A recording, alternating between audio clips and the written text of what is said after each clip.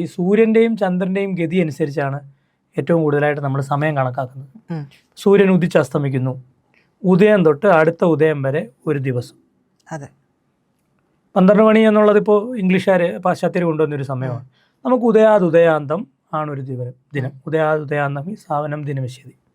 ഉദയം തൊട്ട് ഉദയം വരെയാണ് ഒരു ദിനം. ഇപ്പോൾ എന്ന് പറഞ്ഞ പോലെ സൂര്യൻ്റെയും ചന്ദ്രൻ്റെയും ഗതി അനുസരിച്ചിട്ടാണ് പ്രപഞ്ചത്തിൽ നടക്കുന്ന കാണാവുന്ന ദൃശ്യമായ ഒരു ഗതി അനുസരിച്ചിട്ടാണ് നമ്മളൊരു സമയത്തെ അടയാളപ്പെടുത്തുന്നത്. അപ്പോൾ അങ്ങനെ ദിനം ഇങ്ങനെ നമ്മൾ തീരുമാനിച്ചു, ദിനം ഇങ്ങനെയാണ് എന്ന് നമ്മൾ മനസ്സിലാക്കി. അടുത്തതൊരു നക്ഷത്രം എന്താണെന്ന് പറഞ്ഞാൽ കുറച്ച് ഗഹനമാണ് എങ്കിൽ പോലും ഈ ചന്ദ്രൻ്റെ സഞ്ചാരം ഈ രാശിചക്രത്തിൽ കൂടെ ചന്ദ്രൻ സഞ്ചരിക്കുന്നു. അപ്പോൾ അതിനൊരു മേഷാദി എന്ന് പറഞ്ഞൊരു സ്റ്റാർട്ടിങ് പോയിൻ്റ് ഉണ്ട്. മേഷാദി എന്തുകൊണ്ട് വരും, അല്ലെ എന്താണ് മേഷാദി എന്ന് പറഞ്ഞാൽ കുറച്ച് ഗഹനമാണത്. അപ്പോൾ അതുകൊണ്ട് തന്നെ അതായത് കട്ടിംഗ് പോയിന്റ് എന്ന് തൽക്കാലം മേഷാദി എന്ന് തന്നെ എടുത്തോളൂ.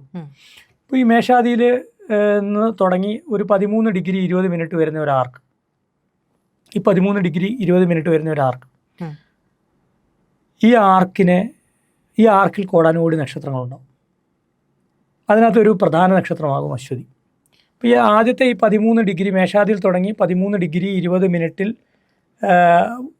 ചന്ദ്രൻ സഞ്ചരിക്കുന്ന സമയം ആ നക്ഷത്രമാണ്. അതിൽ പ്രോമിനൻ്റ് ആയ നക്ഷത്രം. അതിന് ആ 13 ഡിഗ്രി 20 മിനിറ്റിൻ്റെ പേരാണ്, അത്രയും സ്ഥലത്തിൻ്റെ പേരാണ് ഈ സീറോയിൽ നിന്ന് ഈ 13 ഡിഗ്രി 20 മിനിറ്റ് പറയുന്ന ഈ സ്ഥലത്തിൻ്റെ പേരാണ് അശ്വതി നക്ഷത്രം. അപ്പോൾ അവിടെ ചന്ദ്രൻ സഞ്ചരിക്കുന്നതിനെയാണ് നമ്മൾ ആ നാളെന്ന് പറയുന്നത്.